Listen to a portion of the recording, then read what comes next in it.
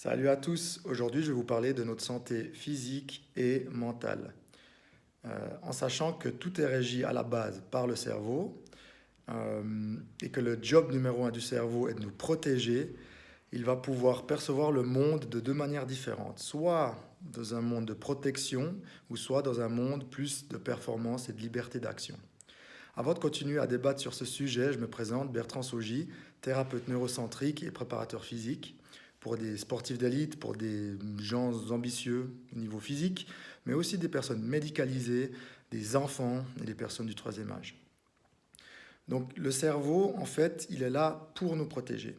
Et pour nous protéger, il va devoir interpréter les milliers, voire millions de messages qu'il reçoit chaque seconde, des inputs qui proviennent de nos sens, et il va les interpréter pour pouvoir ensuite y envoyer des outputs. C'est notre action, que ce soit sous forme de pensée, sous forme de mouvement, de paroles, etc. Le cerveau, il va analyser et observer ou percevoir tous les dîmes qu'il a. Les dîmes, c'est les danger enemy. Et plus on a de dîmes, plus le cerveau va y voir une menace. Il va chercher à nous protéger. Et il va le communiquer sous forme d'output de protection. Que ce soit de la douleur, que ce soit des crampes, des déchirures, que ce soit de l'anxiété, de la dépression, que ce soit perte d'équilibre, etc., etc. Donc, plus il perçoit de danger enemy, plus il va chercher à nous restreindre notre liberté d'action. Parce que vous n'oubliez pas que le job numéro un, c'est de survivre. C'est la seule manière qu'il a de nous communiquer que quelque chose ne va pas. Par contre, au contraire, s'il perçoit et il ressent des SIM, des safety enemy, plus il va avoir de safety enemy, plus il va pouvoir envoyer des outputs de performance, c'est-à-dire notre plein potentiel, des pensées positives, de l'endurance, un bon appétit, de la souplesse, de la force, etc. Donc mon job numéro un en tant que thérapeute neurocentrique, c'est de diminuer un maximum les danger enemy et d'augmenter un maximum les safety enemy. Dans l'industrie du fitness ou du sport, on a bien compris que l'activité physique est primordiale pour notre cerveau. Plus on va pouvoir bouger nos membres, plus il va ressentir des SIM, safety enemy. Mais il en va aussi de soit de la vision. Et la vision est primordiale, elle est représentée dans une multitude de zones de notre cerveau.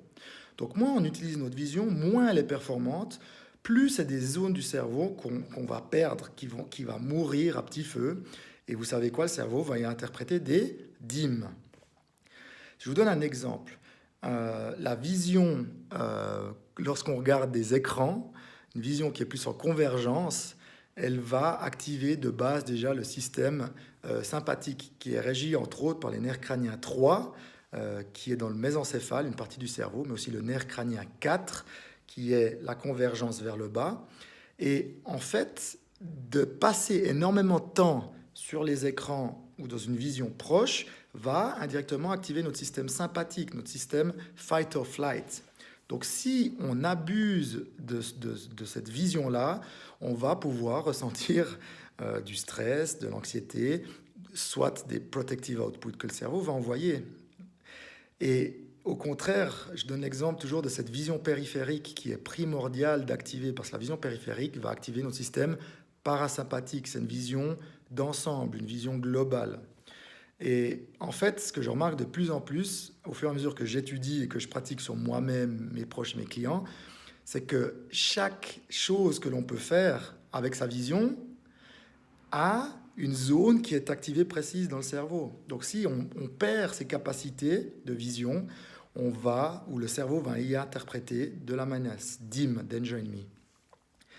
C'est la même chose avec la respiration. L'inspiration forte par le nez active une zone. L'expiration forte par la bouche, une autre zone. La rétention pleine, une zone. La rétention vide, une autre zone. Donc, si on ne travaille plus sur sa respiration, si on est en hyperventilation involontaire, donc en suroxygénation, ce qui arrive à environ 30% de la population, c'est de nouveau une activation du système sympathique et du coup, qui va augmenter le stress. C'est pour ça que des respirations calmes, conscientes, axées sur l'inspire et l'expire, va pouvoir par exemple activer le parasympathique, donc rest or digest. Donc vous voyez que ces respirations, elles sont pas là aléatoirement, elles servent à quelque chose, elles activent des zones du cerveau. Je vous donne aussi un exemple de l'équilibre. Si on n'active plus le système vestibulaire qui est responsable de l'équilibre, c'est de nouveau des dîmes que le cerveau va percevoir. Et du coup, on va mal le ressentir, on peut ressentir de la douleur. Donc, une douleur au dos n'est pas forcément liée à un problème de tissu du dos. Il peut être simplement un protective output que le cerveau envoie pour dire qu'il y a trop de DIM, de danger in me.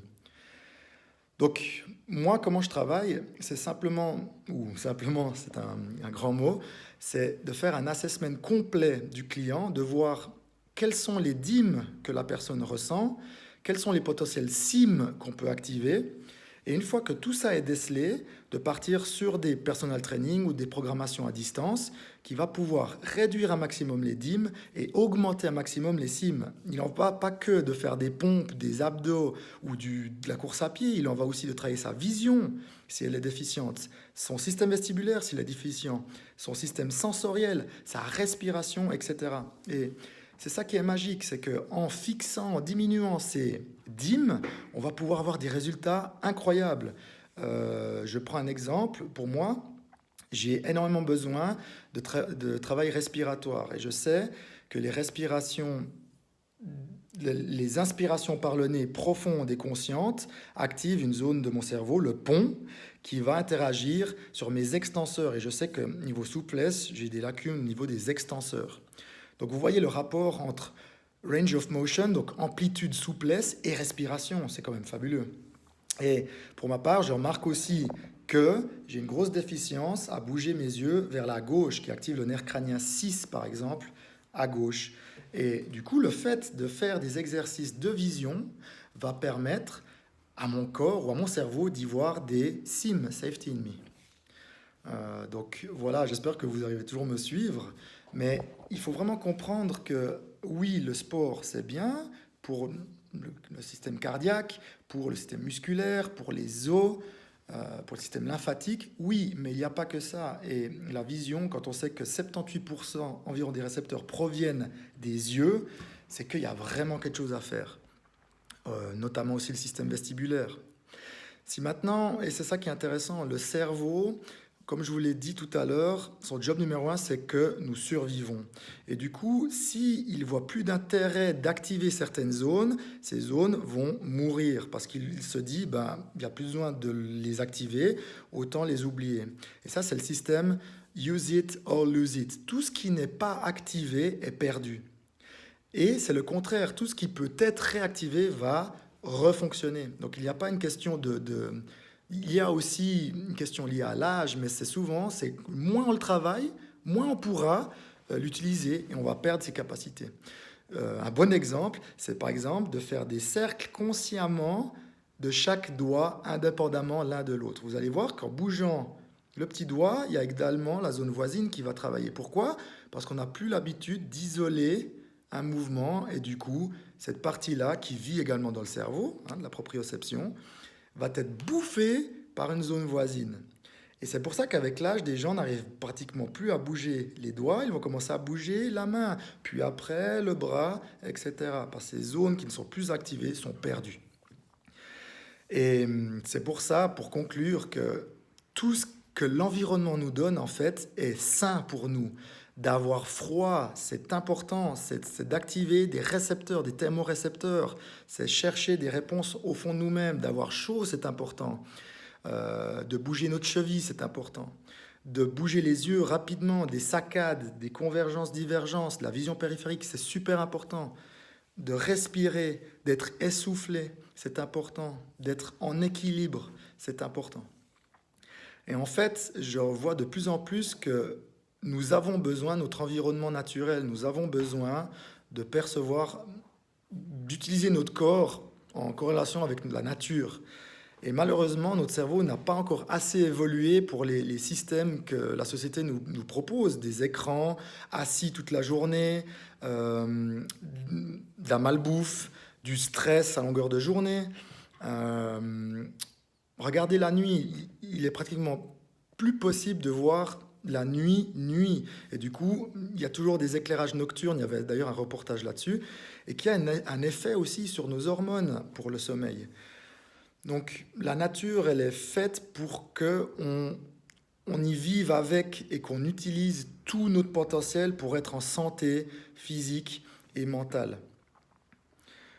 Donc voici mon job, c'est vraiment de déceler ces DIM, ces SIM, et ensuite dans une deuxième phase, d'activer, de trouver des solutions avec des entraînements, bien sûr physiques, mais qui incorporent aussi les autres satellites, la vision, la respiration, l'équilibre, le sensoriel, etc. Pour plus d'informations, n'hésitez pas à me contacter, info@bertrandsaugicoach.com, et je compte sur vous pour partager ce post un maximum parce que je vous le dis, et je suis de loin pas le seul, il y a un énorme potentiel qui est caché au fond de nous, sauf qu'on a oublié de l'utiliser à cause des distractions, à cause de notre société de consommation qui fait qu'on devient des consommateurs de médicaments, de thérapies XY, etc. Donc, partagez ce post s'il vous plaît et n'hésitez pas à me contacter. Je vous souhaite à tous un excellent week-end et à tout bientôt. Ciao.